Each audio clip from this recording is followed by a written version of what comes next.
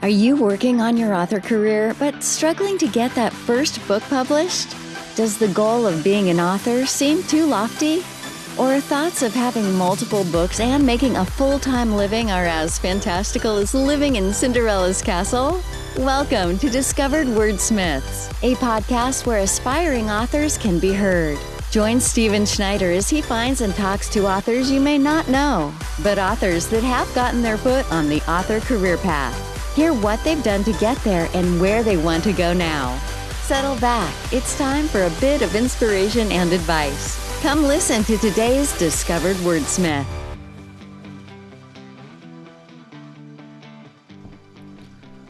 Welcome to episode 7 of Discovered Wordsmiths. I appreciate you taking the time to listen, and I hope you've been finding something interesting and finding some new authors to go read about, find out more about, discovering some new wordsmiths that are out there. I wanted to make a note on this particular episode. I am talking with Michele T. Berger about her novella, Reenu-You, and the internet was acting up a little bit. We had some issues with it, so you may hear some dropouts. You may hear some bad wording. It may sound funny, and I apologize for that. We did the best we could editing it. But I do hope you enjoy it. There's a lot to learn from Michele. She is a professor that writes and helps other authors by coaching. So sit back, listen to what Michele has to say about her journey to the published word, and I hope you enjoy this show and will subscribe and give us a review. It would really help a lot. Thanks. Here's Michele. So, Michele, tell us a little bit about yourself outside of being a writer. You mentioned you're a professor. Tell us about that and the rest of your life a little bit. Yeah, so I will say that I am a speculative fiction writer. I write kind of across the speculative fiction universe, so sci-fi, modern fantasy, magical realism, but everything I write tends to have a horror edge or element to it. And I also am a creativity coach, and so I work with people to help them realize their dreams and remove obstacles to pursuing more of what they love to do in life. And I've been writing seriously for the last at least 10 years.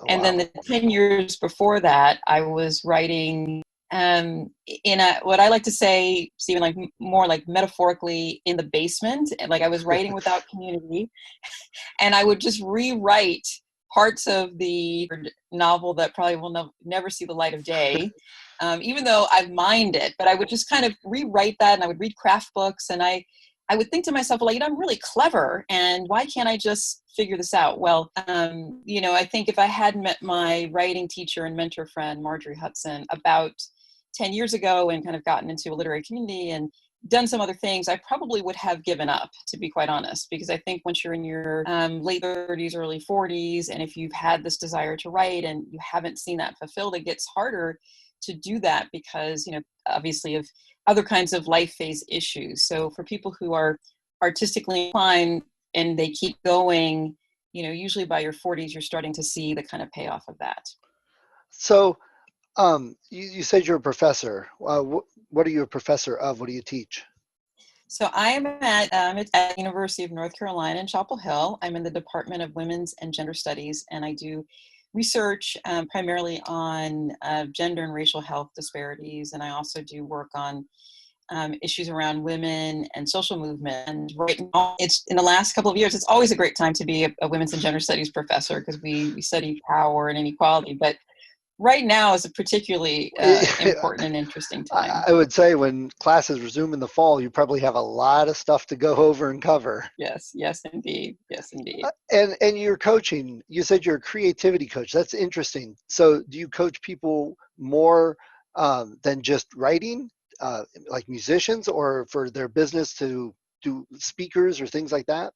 Absolutely. So my coaching practice is called the Creative Tickle, and usually when I say that, people smile and it's Genius Awake. And so I work with people who are creative professionals, but also people who want to be more creative. So I've worked with like city managers in terms of, coming in and giving talks about a creative workplace, as well as people who are transitioning from one creative discipline into another. I deal a lot with issues around perfectionism and procrastination issues.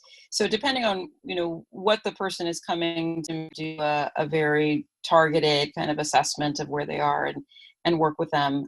Because, creativity in and of itself is something we all desire, but it has ebbs and lows, and we have to kind of move through our life the different things that are going to keep us inspired. And as you know, because you're a writer, I typically work with a lot of writers, but not exclusively, the kinds of, mental hoops and games that we put ourselves through can really aggravate what I call a lot of inner critics. And so, sometimes we're dealing with that, as well as dealing with just how do I keep going? How do I sustain my momentum? How do I sustain my motivation to keep? So do you think being a coach with others helps you yourself as a writer? Oh, such a great question. Absolutely. Absolutely. And I tell people, coaching is kind of the formal practice, and that implies, level of professionalism, which is really important. But I tell people I'm a deep student of creativity, and I feel like I had to save my own life through creative means. When I was a graduate student, I was pursuing my PhD in political science, and the academy, let's just say, really encourages a mind-body split. And prior to that, I always thought of myself as a creative person. I did a lot of creative writing in college. But at that time, my life was just really difficult. And I went on this deep search around the meaning of creativity. Creativity is a buzzword, but kind of going deeper into things and, what we bring to our lives. And out of that really deep kind of search around creativity and seeing different forms of creativity, seeing what sustains people in their creative work, years, and I developed a practice. So I always say I'm both a student and a practitioner. So everything that I have supported people on is something that I've had to learn or relearn myself. I always heard and have experienced this, that to really know something, teach it to somebody. If you don't know it, you cannot teach it. And I learned that clear back in Scout days. It was always boy led. So as you learn something, you'd turn around and teach it to somebody else. And it's amazing, if you've never experienced it, to say, well, here, do this. And then you're like, oh, now I get it. You really do learn a lot teaching. So, Absolutely. And yeah, and I would just add to that primarily what a coach can give you is structure and accountability. And, in my experience and looking at creative professionals, over their careers, that's what most people need is structure. Whether it's you're going to write 3 times a day, or you're going to submit stories once a month, and then accountability. So the coach follows up with you and says, okay, did you do that? What you said you were going to do this week or the past month? And if you didn't, what are the mental blocks that we need to work with to support you to get to that goal? So, and that's something that I had to learn and like deeply learn in terms of structure and accountability. Those are, to me, the kind of terms of, being a successful creative professional. I think that's great. And I know a lot of people need that type of help. It's amazing how creativity doesn't always come as inspirational and easy as people think. When it becomes a business and you're having to do it all the time, you realize it kind of becomes a chore sometimes. And to keep that spark alive, that can be difficult for anybody. So I think that's really cool how you're helping people with that aspect of things. So, Oh, thank you. Yeah, it's super fulfilling. Michele, so tell us a little bit about, I'm not even sure, you told me about your one book. So tell me about that. Any other writing you've done? What do you have out? Yeah, so I have recently released novella called Reenu-You, and briefly that's my books. And that basically asks the question of what if a trip to the beauty salon could kill you? And it basically looks at what if a mysterious virus was transmitted through this everyday hair care product. We followed one Cat. She's a biracial young woman who comes back to New York City to pack up her deceased mother's things. She's a skier who lives in Aspen. And then we also follow Constancia, a 19-year-old young woman just about to start college who is very excited but kind of has a chip on her shoulder. She happens to be Puerto Rican. It's set in New York City in the 1990s, and basically they band together with some other women to find out what this mysterious virus that is doing to people. So I tell people, if you like books that have female friendship, conspiracy theory, science, thrillery aspects, then you might like. So, and I'll add that the ReenuYou it was originally published by Book Smugglers in 2017. So this is the life of a kind of person, myself, who works across micro and smaller prep. A wonderful venue. They're still around. They're no longer no longer do publishing. And some of my other work, my short stories, are through Book Smugglers, but they closed. And then I pitched. I'm really grateful that they picked it up. And I've written the other story that's on the Book Smugglers website is called Nucia, and that's about a young Black girl in the 1970s who alien through a diplomatic mission, and all she wants is a best friend, and the alien comes to stay with her and her family. And let's say that things don't go quite as the protagonist Lindsay had hopes for. E.T. meets Fatal Attraction. I was going to say, it kind of sounds like So, an alien version of Harry and the Hendersons. Well, yeah, that too. Yeah. So, and then I have publications in some smaller journals scattered here and there. So yeah, and some anthologies. And I will, one other final thing that I'm really proud of. I've never written a elliptic modern kind of fantasy story, and I have a story called Cemetery Sisters that's coming out in an anthology called Concrete Dreams, Witches, Warriors, and Wise Women by Perspective, I think by the end of the month. So you said you've used a couple small presses. Do you find that you prefer that, letting them handle the things with publishing, as opposed to doing publishing yourself? Well, so I'm eager to become a hybrid author, and I'm trying to educate myself.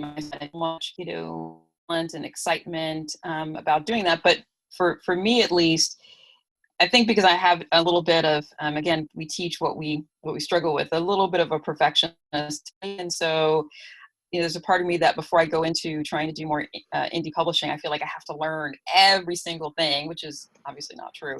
So I'm hoping to dip my toe in the water. But I've been really pleased with my experience. They have, these are obviously people who love books. I've had great editorial support and help and marketing publicity through them. So I think that the future, though, is about, if they can, to think of themselves more as hybrid. So if they're traditional, they can, if they work on series, they can do other kinds of support, other kinds of stories for their audience. But if they're solely indie, there's something to be said to work in a different kind of literary community than the indie community, even though there's a lot of overlap, and to kind of experience that kind of trajectory. So those two trajectories now tend to blend and cross over. So, I think that's a good thing, but I do meet a lot of people who are just traditionally published and they know nothing about the indie world. And I think that's, we need to use, as authors, we need to use all the resources and ways to reach our readers that we can. And that's perfect, because I was just going to ask you, what you've been writing for a couple decades, you've mentioned. You've written a bunch of different things. What have you learned that you would go back and do differently? Or what's something that you did that you're now wishing you hadn't done? Oh, that's such a great question. A couple of things. I wish I would have developed either the confidence to publish work on my own, because one of the things that I really admire about some indie writers is that they will put work out, and the work is can be very strong, but they learn in public. And when you walk a more traditionally published path, you are not encouraged to do that. But I think it would have been helpful to me to get real feedback for people a little bit earlier on. Like, there's Wattpad and Medium and lots of places besides publishing on the bigger platform. So I wish I would have done that. I think also, so there's sort of that confidence thing. And I think I wish I would have pushed myself to actually submit, to learn how to do short stories and flash fiction earlier. So back up there for a moment. I really do mean that, I worked for many years on a 400,000 word novel that the core of that was the novella. And I think it's important to believe in your work. And that was only after Mer Lafferty, who's this wonderful writer. And if your listeners don't know her podcast called I Should Be Writing, she's one of the earliest people podcasting and doing a writing podcast. Yeah, I've listened to that one. She's amazing. She happens to be a local writer, and she's a UNC alum. And so I had emailed her this is 5-6 years ago, and just asked her out to go, which is a great thing to do, to get to meet writers. And she said, well, where you at the time, novellas were harder to submit. I mean, now there's sort of this big renaissance in long form work. And, you need to submit your work more. You need to start going to cons. And I think it's important to submit our work. And my writing teacher, Marjorie Hudson, always says, writers should think about apprenticing through their first 100 rejections. And when I first heard this, I thought, well, I've been writing for a long time, so I must have 100 rejections. So Stephen, I went actually back and I looked at and this is the paper rejections, and I looked through stuff and I thought, surely I have 100. Well, actually, even though I had been writing and trying to submit for many years, I didn't have that. I maybe had like 50 or something, but in my mind I thought, oh, I've been rejected so much and I've been trying so hard. Well, actually, you really need to submit your work a lot sooner, a lot faster, and particularly like short fiction. It's a great testing ground. You get to develop relationships with editors, even if they don't accept your work. If they like it, they may say, send me your next thing. So I think it's important to, if I had to do it again, I would have to submit work early or try to write more in a public context to get that feedback. Okay, so that's what you would have done in the past. You've learned from that. So what are your future plans now for books? What's coming out? What do you plan to do over the next 6 months, couple years? So it's great. So thank you for that. Because I was just sitting down, because we're at the halfway point. I'm not sure when this will air, but it's right now. It's early. It's almost mid-June. So this is always a good time to look ahead for the year. So I had been focused on separating Reenu-You. I'd been focused on short fiction, and I've done a lot of anthologies now. I feel very lucky and fortunate that people have asked me to now submit to anthologies, but I still would like to crack a pro market. I've been some pro markets, which is great in terms of science fiction, speculative fiction, and I've been published in some literary journals. So I would like to move in that direction. But the main thing is that, and this is something we originally had chatted about, I'm contracted to produce a horror novel this year for Falstaff Books, and it'll take place in the Great Dismal Swamp, at least the North Carolina end. And the Great Dismal Swamp, if you don't know about it, it's parts of Virginia and North Carolina, and it has this amazing history. It was a stop on the Underground Railroad. People hung out there who were rebels, runaway slaves, escaped people who didn't want to be found. So that the swamp itself, besides having been this commercial enterprise for the U.S. for the late 1700s, early 1800s, this is this amazing historical place. So my horror story is set there. So I'm working furiously on that, trying to do 1,000 words, roughly 700 to 1,000 words a day. Wow. So when's that supposed to be out? When's that due? Well, everything has gotten a little pushback because of everything that's going on in publishing right now. So my goal is to get it to John Hartness, who's the main publisher and main editor of Falstaff Books. I'd like to get it to him by the end of August, because the semester for me will be starting up again in early August, and who knows how that will look. So that's going to be kind of an experiment. So I'm working really hard to get a good draft to him by the end of August, and then ideally would come out the end of the year. Great. So just in time for Christmas. Yes, I'm going to hold on to that. Yes. There you go. Christmas presents for everybody. To scare them. Well, I got 1 year for Christmas. My mother used to always get me a box set of something every Christmas. And 1 year it was a box set of Stephen King. So I read 3 Stephen King novels at Christmas time. Amazing. Oh, yes. lots of good books. Yeah. Okay, so Michele, any other thoughts, words of advice, anything about the whole journey that you'd like to express to other aspiring authors? Yeah, I'd like to underscore, I think, the point I was trying to make earlier is that one is to believe in your work. And, we hear so often like, oh, everything's been done under the sun. Well, actually, to my knowledge, I'm one of the first people that's taken hair, beauty, and adornment issues and put them into a sci-fi context. And I think it comes out of my own personal interest in history and thinking about ways in which our everyday practices are so gender and racialized. Like hair is very gendered, and like everything with hair is very racialized. So I would say, believe. So I came up with this idea also because the idea for the novella is because there was a real product in the 1990s that was marketed through infomercials to people, and to mostly women of color. And about a year or two later, it was a class action lawsuit against the company, and it people products for this hair product, and they weren't. And so I would just say, believe in your There we go. in storytelling and the things that make you unique. Yeah, and the things that make you unique, and your obsessions, the things that you are obsessively interested in. I think you can love your through your craft, through those kinds of interests.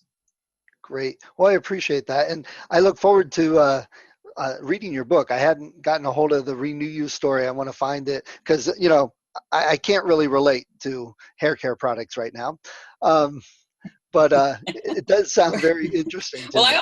I always tell guys, some guys, be careful because like different kind of hair products, we don't really know what's in them because they're not really regulated in the way that we think other products are regulated. Right. So be careful of your dyes and your Rogaine or whatever. Like just right.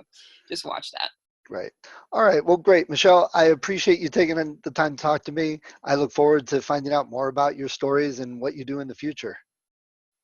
Thank you. And can I just say, I'll people who want to kind of find me and connect with me. Yes, I'm sorry. I should have asked. Yes. Tell us where you're at. No worries.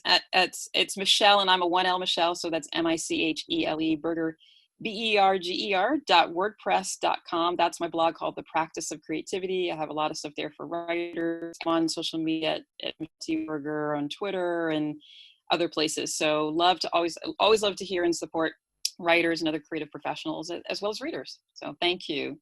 Great. It was good talking to you, Michele. I appreciate it. Thank you. Thank you so much. Great questions. I really appreciated being here. Great. I'll see you online too. Yes. Bye. Bye. Thank you for listening to Discovered Wordsmiths. Come back next week and listen to another author discuss the road they've traveled, and maybe, sometime in the near future, it might be you.